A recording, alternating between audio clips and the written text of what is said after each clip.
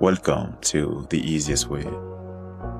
If you are new to this channel and resonate with the knowledge I share, please consider liking and subscribing to the channel.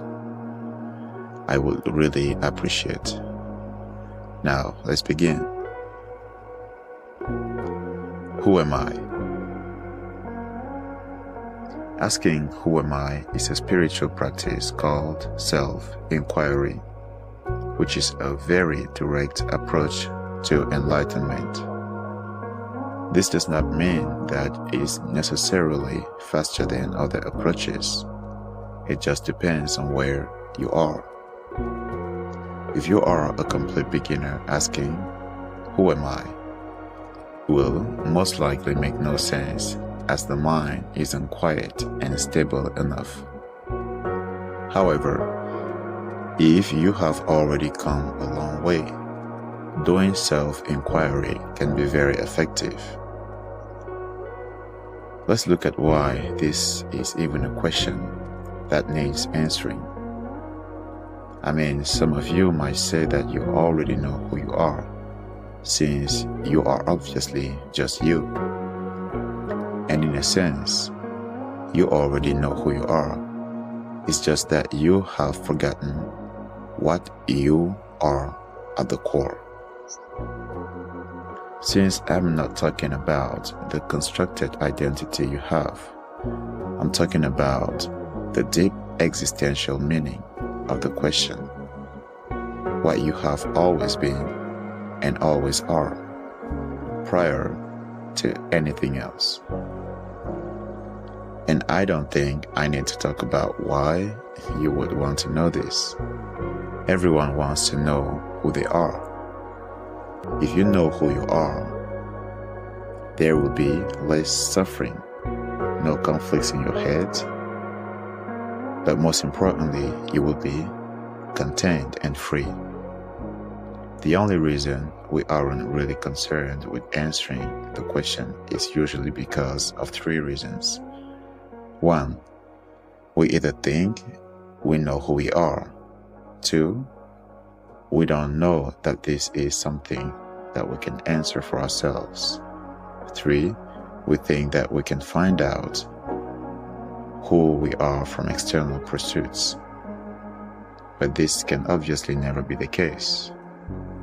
We are so used to outsourcing all our questions to look to someone else for answers.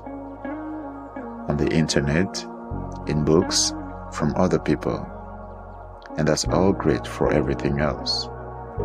But when it comes to answering who we are, we get in trouble if we identify ourselves based on external sources. This is the one question that cannot get answered from someone else. It's only you who can know who you are. It's also the one question that has really been the focus of my life for the past 8 years, and everything else hasn't really been a priority. I haven't really been interested in much else. It's a pull in me that arose and that I know won't stop until the question is answered, or more accurately said, until the question dissolves. Let's give a simple example which you do on a regular basis to clearly demonstrate that you are confused with who you are.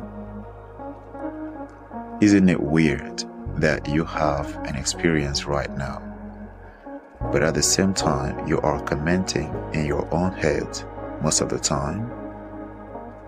For instance, if you look at a beautiful sunset with your friend, you usually say to each other that it's a beautiful sunset, which is fine.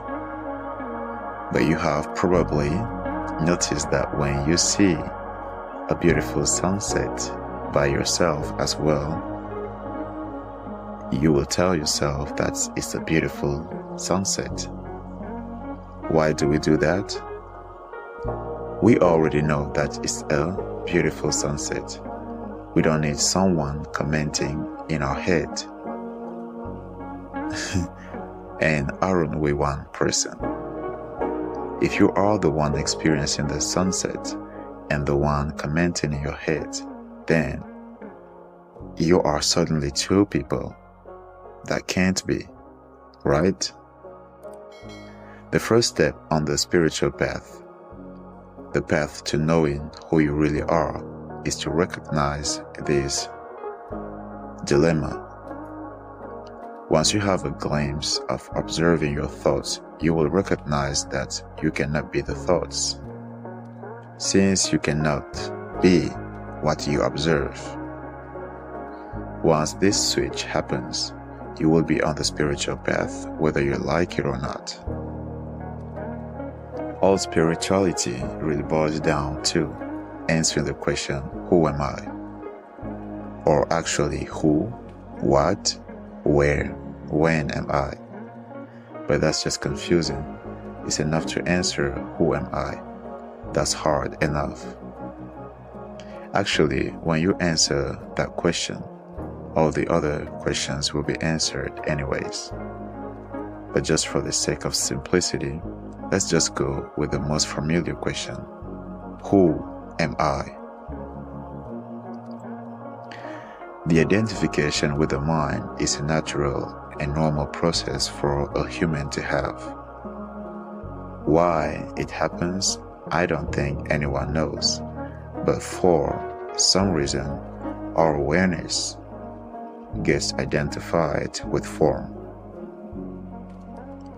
It's a necessity to develop a healthy and strong ego to be equipped to handle life with all its challenges.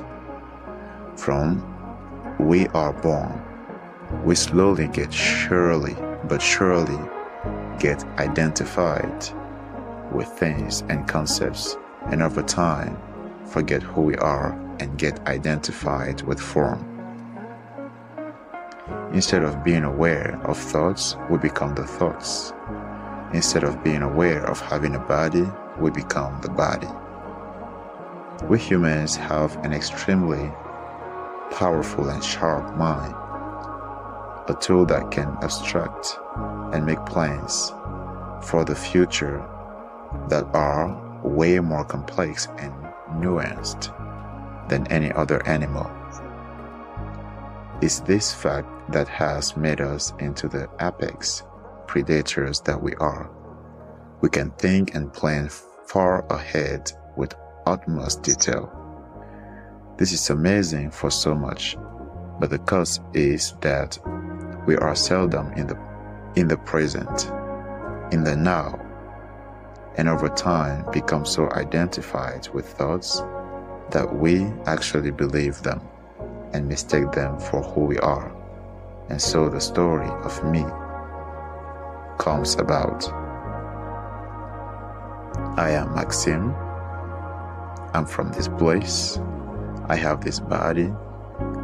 These are my things. I was born at this date. I like to do so and so. I'm smart. I'm dumb. I'm sad. I'm happy. Just a bunch of concepts added on top of I am. The thoughts are me. The emotions are me. How I feel is me. This is my story from the past, and here are my goals for my future, and we ultimately think this is our reality. The dream of the story of me becomes the reality instead of having its proper place as being the dream within reality. This is the dream of the mind. Are you really any of it? It's just thoughts your mind has.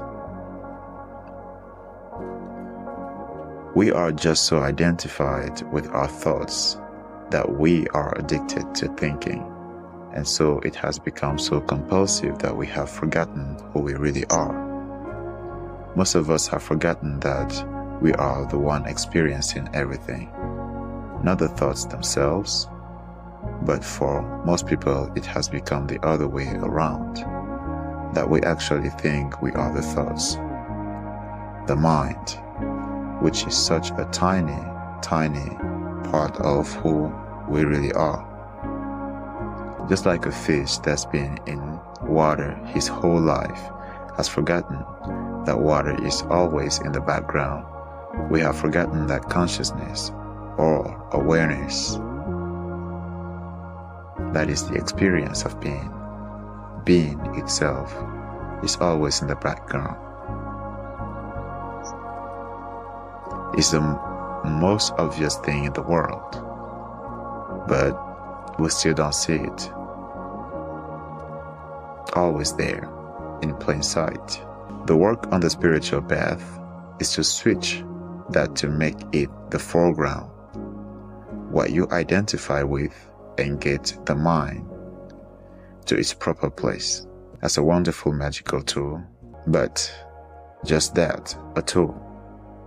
Just like you wouldn't identify with your phone, for example, you shouldn't identify it as your mind.